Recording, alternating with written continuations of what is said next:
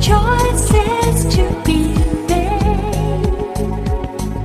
Welcome. You are about to take a journey to a place of the divine love within with Deborah Beauvais on the Love by Intuition show. For the next hour, allow her to prepare you in becoming a magnet for a profound love-infused relationship by identifying and focusing on solutions through love. Awaken the light within and let your essence shine. And now, here's Deborah Beauvais on Love by Intuition, all part of the Dream Vision 7 radio network. Welcome, everyone. Bonjour, mes amis. And yes, here I am, founder and owner of the Dream Vision 7 radio network. If you're tuning in for the first time, we are a Boston-based syndicated internet radio station with all the bells and whistles. You can listen to us online, through the apps, Ask Alexa. There's so many ways, and once you've heard this show, because we are live, if you want to hear it again, we are everywhere on every podcast directory that's out there, including TuneIn, iHeart, and many of the others. So keep that in mind, that you can always pick it up later. Well, let me give you the number, too, because Bob is in the house. If you'd like to call in, this is a special time for special guests, and it is a toll-free number. It's 833-220-1200. You can call and ask a question or a comment, and Bob will put you right through. So I have an amazing two guests that I'm really excited about. We've had them on the show, but it's been, I think, some years ago.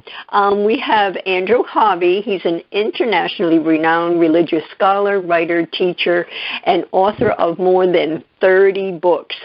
He's the founder and director of the Institute for Sacred Activism, and he lives in Illinois. And then joining him is Carolyn Baker. She is a former psychotherapist, professor of psychology and history. The author of several books, she offers life and leadership coaching as well as spiritual counseling and works closely with the Institute of Sacred Activism, and she's in Colorado.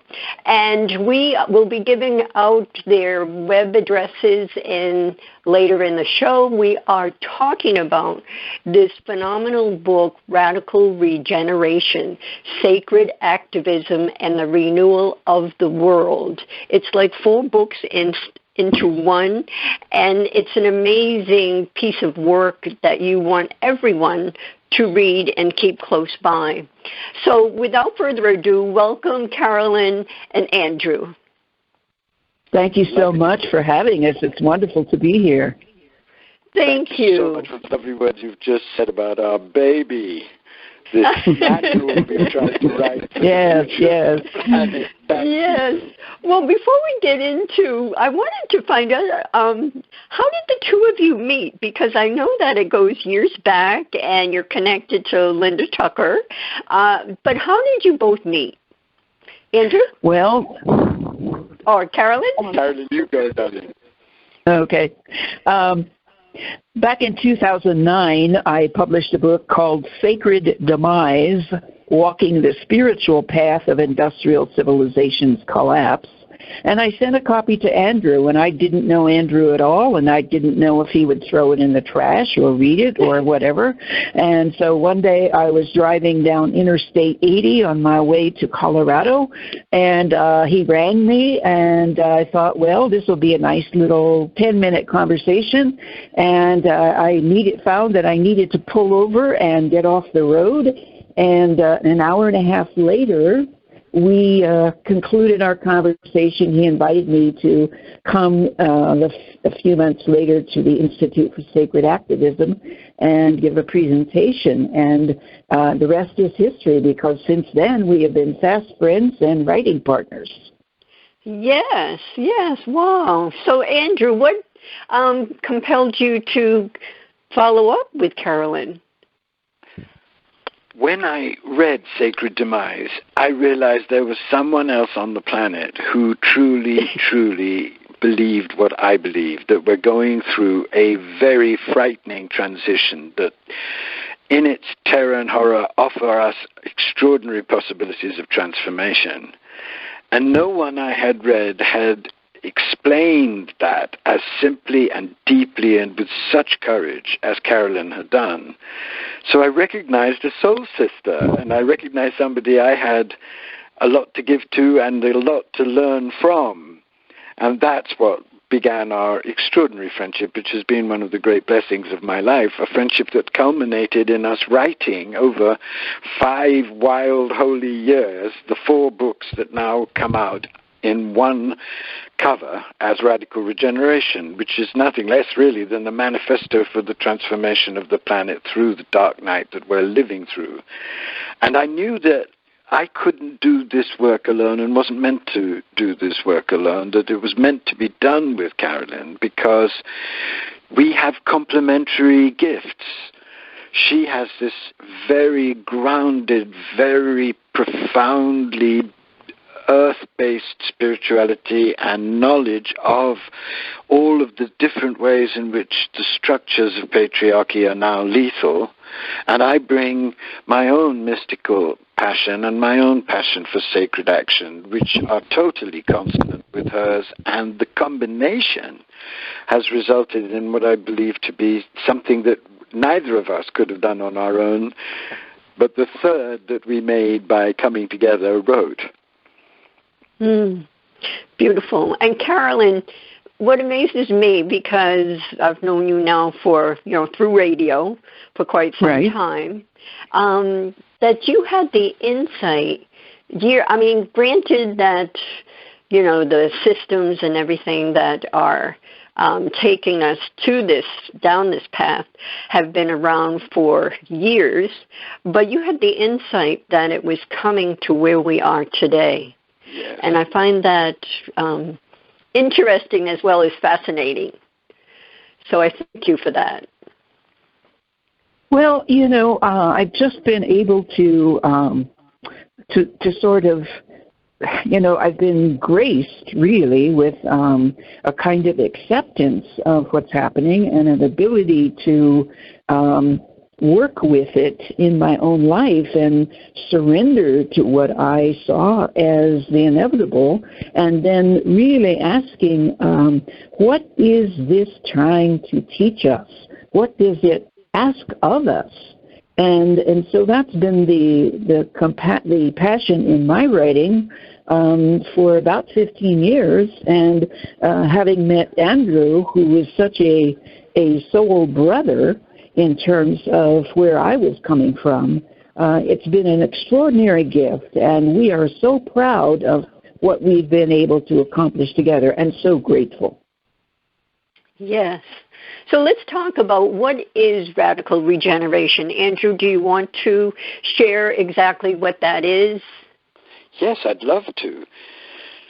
Radical regeneration puts the emphasis on radical, which comes from the Latin word radix, root. What's needed is a transformation on every level of absolutely every aspect of world life, all the institutions, all the structures, which are now revealing themselves to be hopelessly corrupt and bankrupt and completely unable to deal with the massive life-threatening global dark night that our addiction to separation has created. That's the bad news. The good news is that if you really look at that word root and go to the root of our human nature, you discover not only shadows of immense destructiveness, but far more importantly, divine consciousness as original blessing. And the theme of our book is that if you can connect at the deepest level in your own unique way with this original blessing and learn from it some astounding secrets, the most important of which is that it enables us to be not only transformed but transfigured into new kinds of human beings, then you will understand that the horror that we're going through signifies potentially not the end of everything, but is in fact a kind of terrifying birth canal through which, if we connect with this root and embody it in sacred action, will help us transfigure humanity and build a new world. Yes. And Another way... oh, go right ahead. Oh, I'm sorry. No, you go. That's Andrew's version. Carolyn's version is very important too. Yes. Well, that is one way to frame it, and it's absolutely a beautiful way.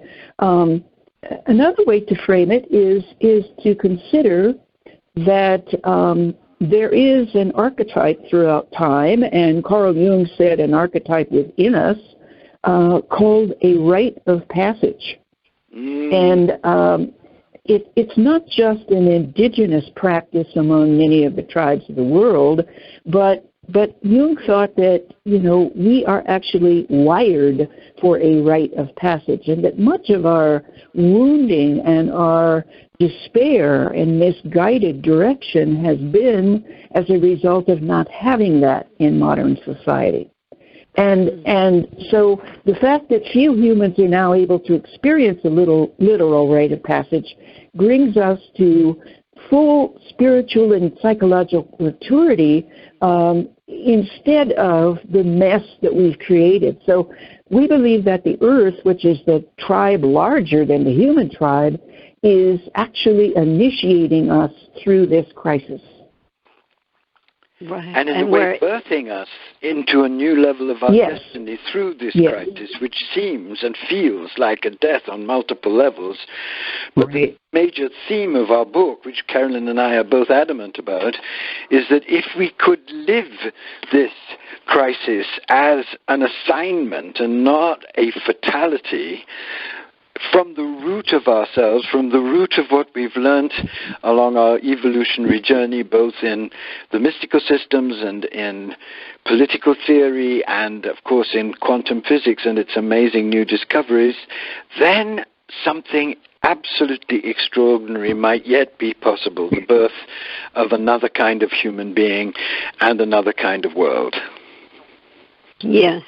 Do you feel... and I'm glad that you mentioned the shadow, reconnecting with the shadow, because many people run away from the shadow and the darkness, where we find out as we become older that we want to run to it, because in that depth of the darkness is where the light comes up. And do you feel as though, and I'd like to hear from both of you, that it's crucial that we meet with that darkness, connect and find, what hate we're holding, what beliefs we're holding within ourselves, any toxicity, anything that is feeding the dark versus the light? Carolyn, you jump in, darling. Okay. Well, back in 2015, I wrote a book called Dark Gold, The Human Shadow and the Global Crisis. And, what we do as human beings is, because of the culture we live in, we're compelled as young people, little kids, to send away parts of ourselves that we feel would not be acceptable to others. And so those kind of go in what Robert Bly called the long black bag, and we just keep stuffing these unacceptable parts in that bag, and that becomes our shadow. And then we grow up and we get careers and marry and have children, and we just keep putting things in that bag. And usually sometime in midlife or sooner, we are compelled by circumstances, tragedies, whatever, to face that shadow. And the problem really begins when we are unwilling to do that. When we do not face that shadow, it usually comes around to bite us in some way, or really paralyze our lives in some way, blow up our lives.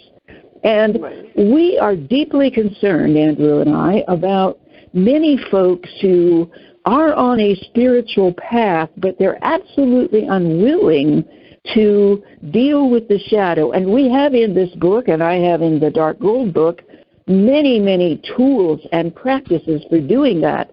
But we cannot use spirituality and happy, clappy, bright-sided talk to avoid working with the shadow.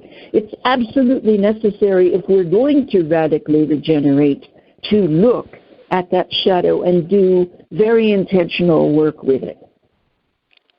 Yes, I agree. Andrew? You said it so beautifully in your introduction to the shadow, Deborah. You said that the light is born out of the darkness. Mm-hmm. The greatest darkness gives birth to the greatest light. And the reason why this is possible is because reality itself, as all the greatest mystics know, is a coincidence, a marriage at the deepest level of opposites. In what we call good, there's always some dark. In what we call dark, there's always some good.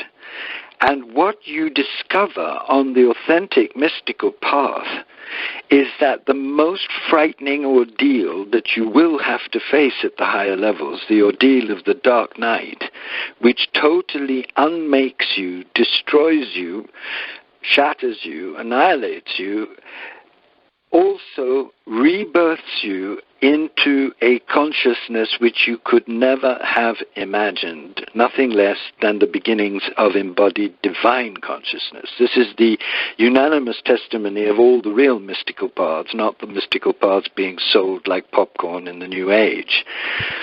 What this means for us now is that there is absolutely no hope for us if we don't embrace our own shadow in all of its difficult aspects, and also face squarely all the terrible lethal shadows that the structures that we've created out of our hubris and our lust for domination and our lust for power over nature have created. If we don't confront them of deep faith in the whole process and integrate them, we are going to go extinct. If we do undergo that grueling passage, and our book is dedicated to helping in every conceivable way, with every conceivable map and every conceivable kind of wisdom that we've garnered over the years, if we do embrace that grueling transition, then something quite extraordinary happens. We discover that the energy that we release through making the shadow conscious can be used not only to transform ourselves, but to transform the structures, the political and economic institutions that are now enslaving us and making us slaves of a death machine. This is tremendous news, and it's to that tremendous news that our book in all of its different aspects is dedicated. Right. Do you feel that these systems and the power and greed and the hate and all that has been created, as you mentioned, the planetary crisis, do you really feel, because as we know, politically, the president isn't really running the country in a sense. It's more of all the big corporations, big pharma, and all of that. Do you really see them collapsing, and possibly in our lifetime? Well, I certainly do. And go ahead, Donnie. I certainly do see them collapsing and then kind of mutating into something worse than they already are. I think we're beginning to see that with artificial intelligence. These institutions are very shaky and very tenuous. And I think that what we're experiencing right now is a polycrisis. And a polycrisis is a situation where we have so many different crises happening, but also interacting with each other.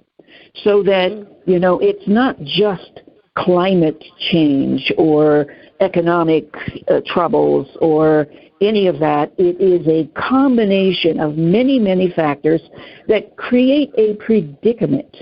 And it's very important to understand that a predicament is very different from a problem. You can solve a problem, but you cannot solve a predicament. All you can do with the predicament is respond to it.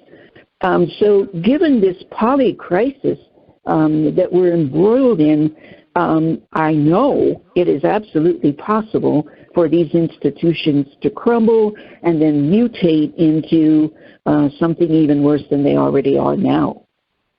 Oh. I agree with Carolyn, because what we're seeing right now is the monstrous birth pangs of a dystopia beyond our imagining. It's not only artificial intelligence that poses really grave moral issues for the human race, it's also the rise of authoritarianism and fascism, which will make absolutely impossible the solution, any kind of intelligent moving towards a solution to any of the problems of the polycrisis. So what Carolyn and I believe is, and this is why we wrote the book, that we're on the verge of creating out of our own unacknowledged shadow and out of a deep evolutionary impulse a completely monstrous and terrible world. But that this is potentially the end, of course, but it's also potentially the beginning. So if you have the information that we have tried to bring together from every conceivable aspect in Radical Regeneration, our book, to arm you, you will not be defeated by what could inevitably happen. You will keep alive the flame of an immense possibility, and you'll be able to live in joy, in sacred truth, and in dedication to action through what is already a very dark age and what could become the darkest age in human evolutionary history. And if you're able to really integrate what we have tried to give you in this book, you will not live in despair through that darkness. You will be a living flame of the birth that it could lead to, inspiring and encouraging others.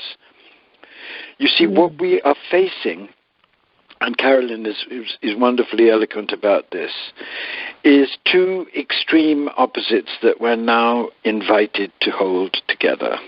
On the one hand, the distinct possibility that what we're describing could happen in all its monstrousness, and on the other hand, the amazing possibility that going through such a horrific period could shatter the full self in humanity and give birth to a wholly new level of embodied divine consciousness in sacred action. That's what Carolyn and I are holding to. That's what we're living ourselves, and that's what we're offering people in this book, and that's what makes this book unique. There are two kinds of books out there. On the one hand, there are books which basically are saying we're finished, it's over, look how horrible it all is, and look how horrible it's all going to be. And those are worth reading because they often have enormous truths in them. And then there are the other kinds of books on the New Age which says it's all going to be fine, just relax and hoe your garden and sing songs and om and shmom and it'll be okay. And those are completely ridiculous. They cannot work. Ours is a third kind of book. We bring together the most fierce insights of the doomsayers with the most radiant insights of the survivors, the thrivers, and the great mystics, the great evolutionary mystics, to offer a realistic path of hope through the darkness. Beautiful. I would just like to emphasize that, as we do many interviews regarding the book, we are often asked if we're optimists or pessimists. How are things going to go, and so on and so on. And what we are doing in this book and what we're doing in our personal lives is we are doing something Carl Jung talked about as holding the tension of opposites. so that we do not say, oh, everything's going to be fine and wonderful if we just ohm and shmoam, or everything's terrible, we're just going down into dread and extinction. We're holding together the tension of opposites, the possibilities, which is really what the quantum field's about, infinite possibilities of how things could go without an attachment to positive or negative. It's really important that we do that work of holding this tension, which is very hard work, and we've got some direction in Radical Regeneration for people who want to learn how to do that.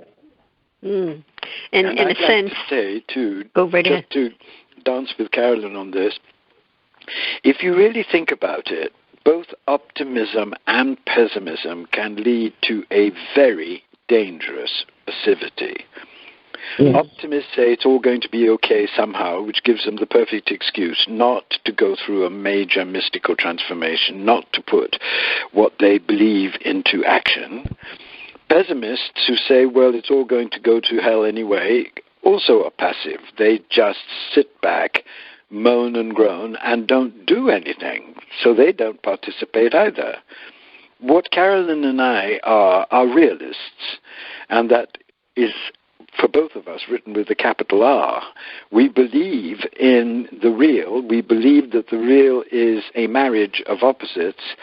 We believe that the greatest darkness can give birth to the greatest light if only we participate with the laws of this tension of opposites, and if only we go through a great transformation, and if only we commit ourselves to being sacred activists in whatever circumstances arise with the greatest possible humility and courage. Mm. Yes, in a sense, bridging the two to the middle to a centerpiece is what I can visualize. With that said, we need to take our first break. Everyone, stay with us. Don't go away. We'll be back in a moment. Experience a different yet profound healing with Reconnective Healing. Includes yet expands beyond any and all known forms of energy healing. The Reconnective Healing spectrum is comprised of the full healing and evolutionary continuum of energy, light, and information. It allows for healings that are not just physical, not just mental, not just emotional, yet go beyond that to bring healing that includes the evolution of your very being and essence. Deborah Beauvais, trained and certified by world-renowned Dr. Eric Pearl, offers appointment hours at Seacock Family Chiropractic in Seacock, Massachusetts. For questions or to set up both distance or local sessions, call Deborah at 508-431-1959. Again, 508-431-1959. Or go to lovebyintuition.com. That's lovebyintuition.com.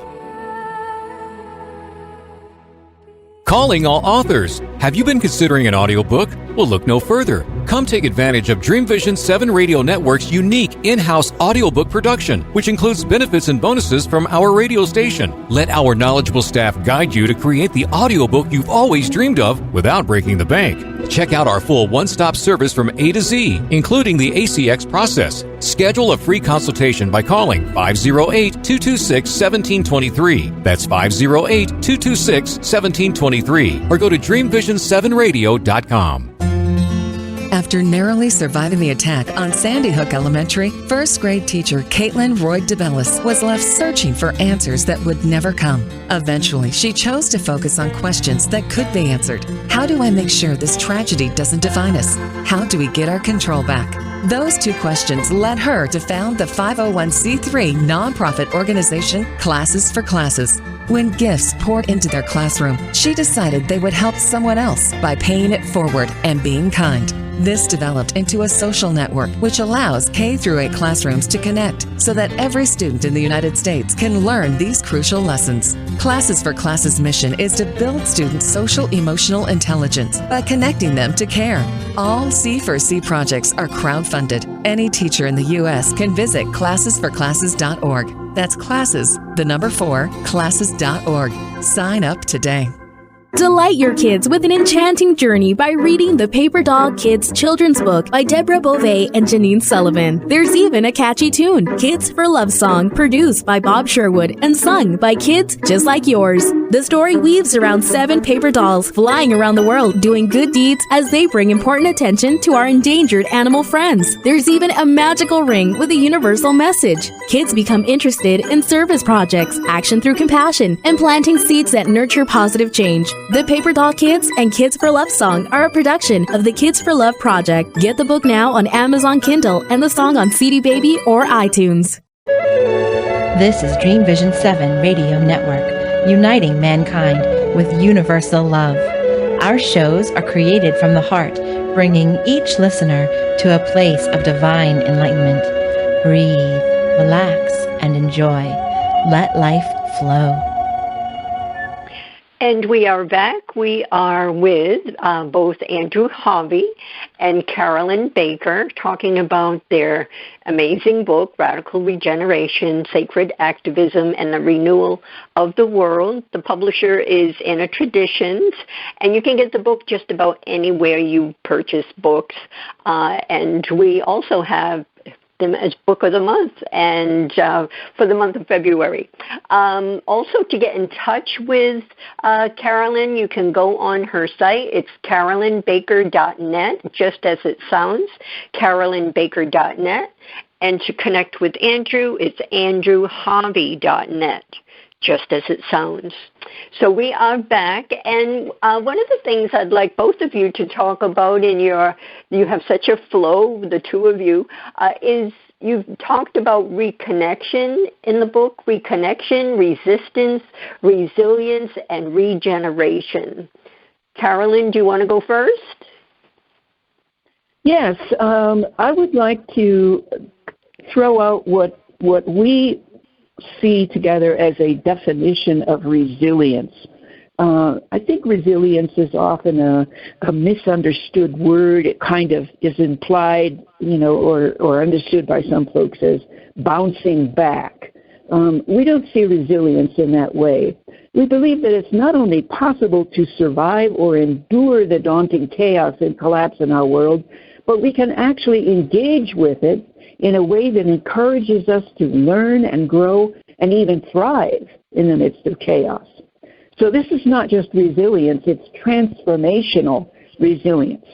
And as one of my heroes, Stephen Jenkinson, says, we live in dangerous times.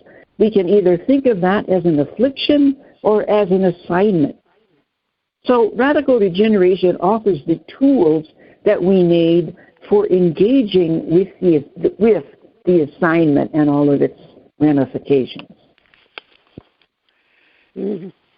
For me, reconnection is reconnection with the depths of our own nature that are divine. And that's why the first book we wrote, which is the second book in the book, is a book called Return to Joy.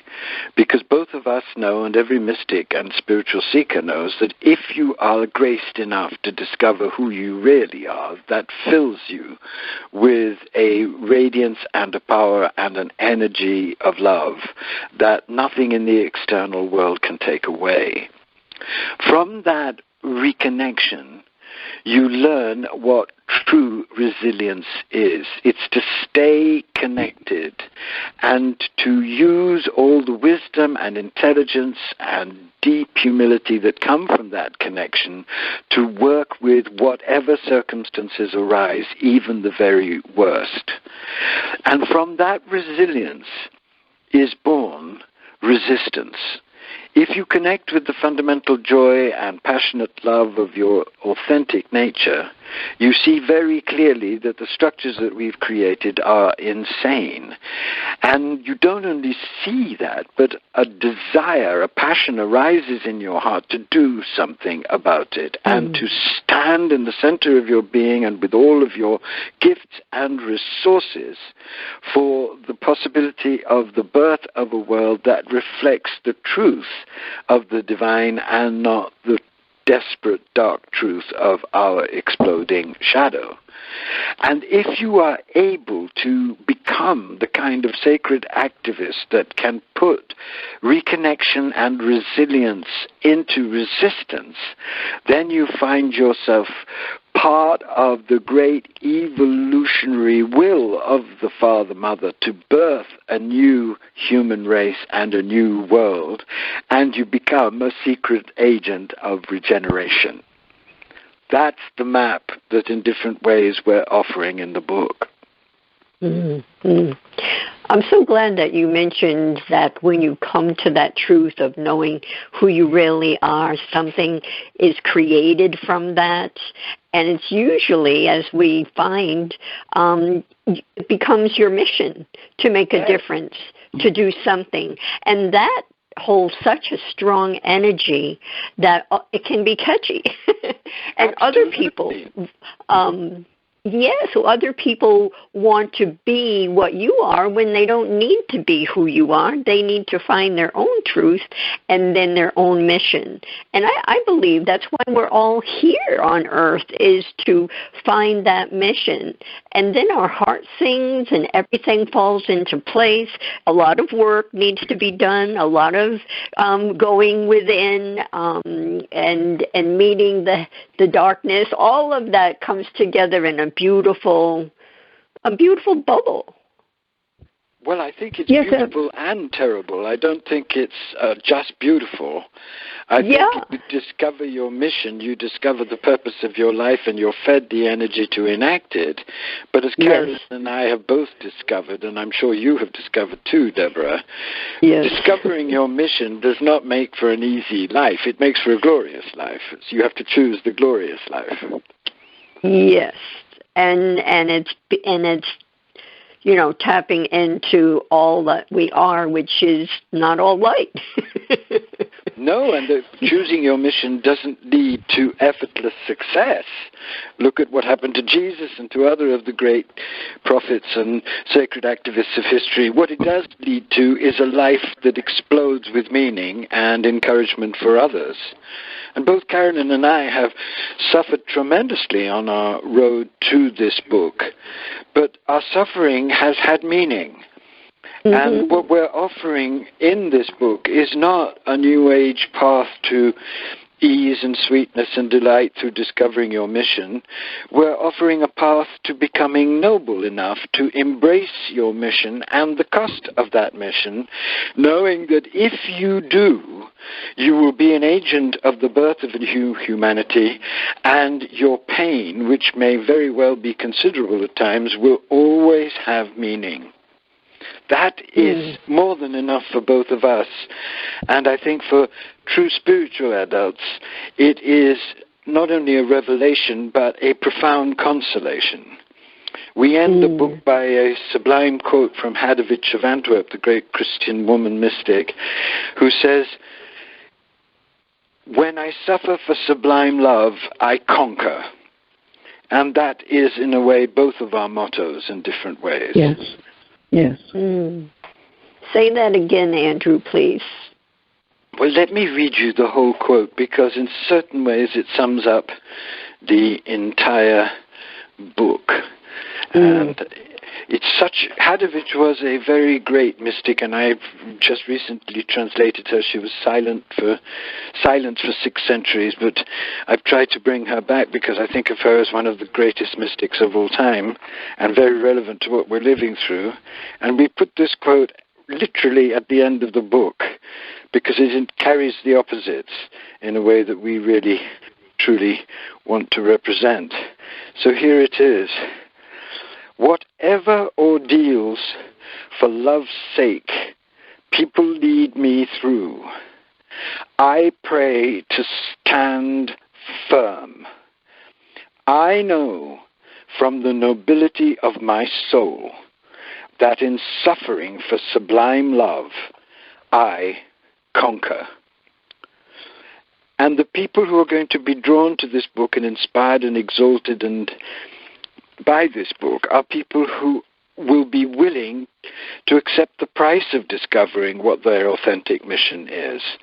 And more than willing, who will know that when they do, an enormous grace of meaning falls upon them and irrigates them and gives them the guts to go on in whatever circumstances they find themselves. Carolyn and I have been marginalized in the spiritual world for 20 years, sometimes treated as doom givers and doomsayers, and sometimes deeply humiliated in our desire to get the truth of what's happening across. But we've never flinched because we know the truth of what Hadovich is saying. We know that it is essential to take all the blows that an authentic mission can create so that in God's own time, amazing new possibilities can be born. And we both are very grateful to have arrived at a time when this book is getting a phenomenal reaction because the time for its message has come.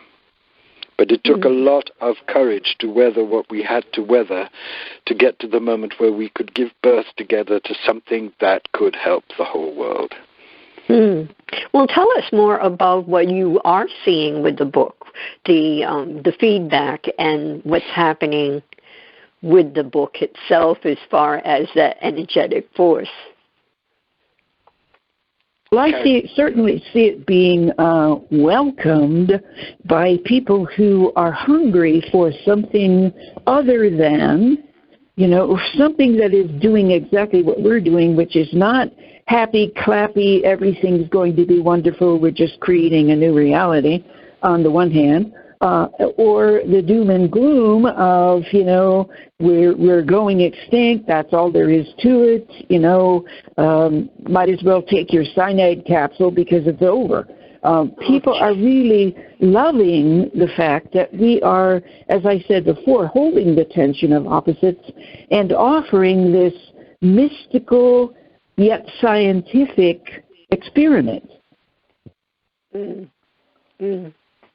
What I'm seeing is that, quite honestly, I'm amazed at the reception of the book because both Carolyn and I have been through so much rubbish. So much garbage has been flung at us that a part of me was gun-shy at producing this book. I thought, we've gone through all of this massive labor. We birthed this child, which we know from our own inmost experience and from the inmost experience of the great mystics and the great precursors that we celebrate in the book, is real, is true, and could be helpful. But God knows what the contemporary spiritual world, with its addiction to superficiality and to materialism, will do with something like this. So I was gun-shy. But I'm glad to say that has not been the case because the situation itself has become so drastic that many people who even 5 years ago when we began the book were in denial and in la-la land chanting bad translations of Rumi in the long grass are now aware that there is a distinct possibility of extinction and are now hungry for an adult message, a message that doesn't shrink from the horror but doesn't shrink either from the glory of the possibility that could be born out of the horror. And what people have most reacted to, which actually thrills both Carolyn and me, is that people are thrilled that we've grounded the message in so many practices and so many lucid maps. The advantage of having been in the trenches of our apocalyptic situation for 30 years, which is the truth for both Carolyn and myself, is that it's given us a lot of grueling time in which to really get as clear as possible about the different maps of the shadow, of the dark night, of the potential divinization process that could result from the dark night. Real maps with real clarity and real depth. And people are so thrilled to have these maps because when they get to them and really meditate on them, they discover, oh my God, we're not being abandoned at this terrible time. All all of our ancestors have known that this time might come, and they're providing us these maps, which Carolyn and I have done a hell of a lot of work to get as clear as possible for us so that we can use them right now when they're most needed. That's what fills my heart with joy, and I think it fills your heart with joy, Carolyn, too, doesn't it? Well, it absolutely does. And one of the things I like to emphasize when talking about this book or the books that I've written is a new definition, again by Stephen Jenkinson, of the word catastrophe. He takes apart that word, the first syllable being kata, C-A-T-A, and points out that kata is a descent. It is a process of going downward into the depths, into the darkness. Strophe is a word that implies something kind of like a ladder, the braiding together of materials that allow one to go down into this lower place. And he redefines that word, catastrophe, by pointing out that we are in a descent, but we are descending together if we want to be, that we need to make this descent holding the hands of others who understand what's happening and who are willing to go with us and support us as we willingly surrender to the descent that we are being called to make, because wherever we're going in that downward movement is transformation, is rebirth, is resilience, is regeneration. And so it's very important that as we do this work, whether it's the inner work that is offered in our books or whether it's the outer work of sacred activism, it's very important that we have support systems, that we hold each other's hands in different ways as we do this work that we are now desperately being called to do. I love the holding hands, and we need to take another quick break. We'll be back in a moment. Thank you, Carolyn, for reading that. You're welcome. Take a journey to a place of the divine love within with Deborah Beauvais on the Love by Intuition show, Monday through Friday at 6 p.m. and 6 a.m. Eastern. Our message is love in the purest form. The light within us all is a guide to recall our beginning, to learn to love self and humankind, and to feel the higher power of our own divinity. To attract love, one needs to be love. Come join us and step into this glorious vibration called love.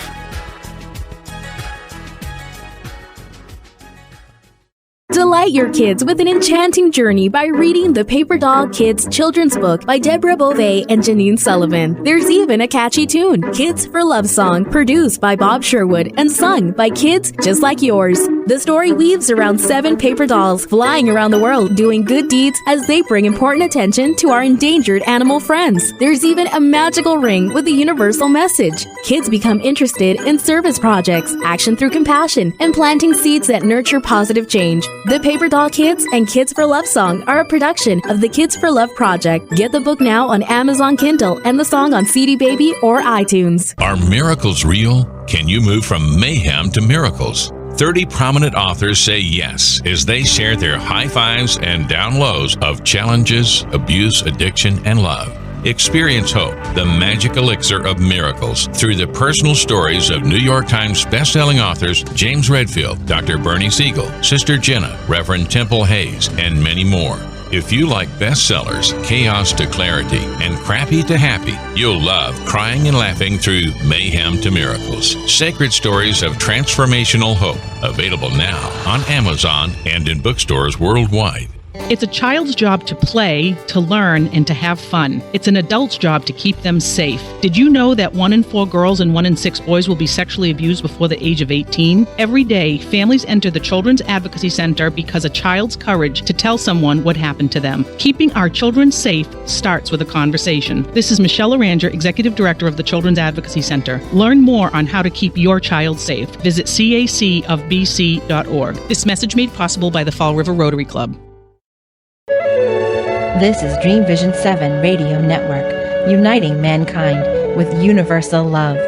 Our shows are created from the heart, bringing each listener to a place of divine enlightenment.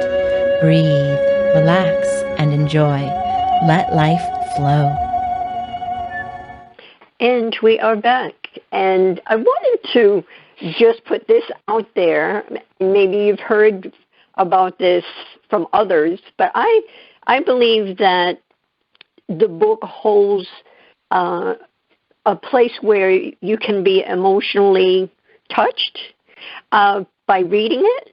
And I also buy into the idea that when you feel through your emotions, it's something that you retain. It's something that you remember.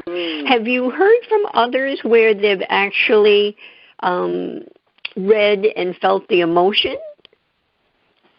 Andrew? Oh, yes. Absolutely. Carolyn?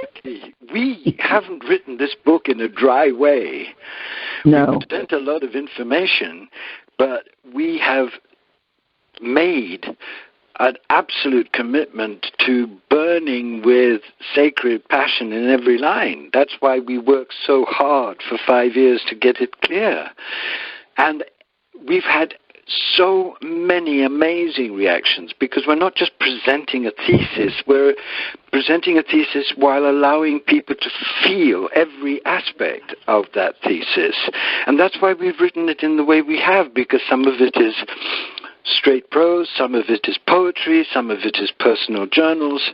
So we take many different ways into the material, which people really love because it gives them, as you say, both emotional and spiritual deep access to its central themes.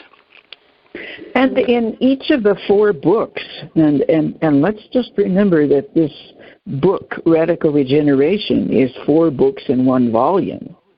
And so in this quartet, in each section, we have shared with folks our personal journeys. We've given little vignettes of how we have dealt with what we're talking about. So it's very personal, and we are very vulnerable in doing that, and we hope to show our humanity by doing this, because we believe that our humanity is just as important as our spirituality. Absolutely. And I feel as though that's what we need to transform because of how humanity is acting now. It just doesn't, it's not acceptable. So, but one of the things I wanted to mention, too, as gay elders, and you have a short series on YouTube called Elders Speak, so people can check that out. How is your background as gay elders relevant to your books, and how is that community receiving and responding to you both for this book particularly? Andrew, you want to go ahead? I think the fact that we're gay is extremely important in one way, because being gay initiates you at a very early age into the miserable bankruptcy of the structures of patriarchy. And that gives you a very clear, sometimes devastating understanding of how the religious, political, and economic structures of our world conspire to damn and degrade and humiliate between 10 to 15% of the human population.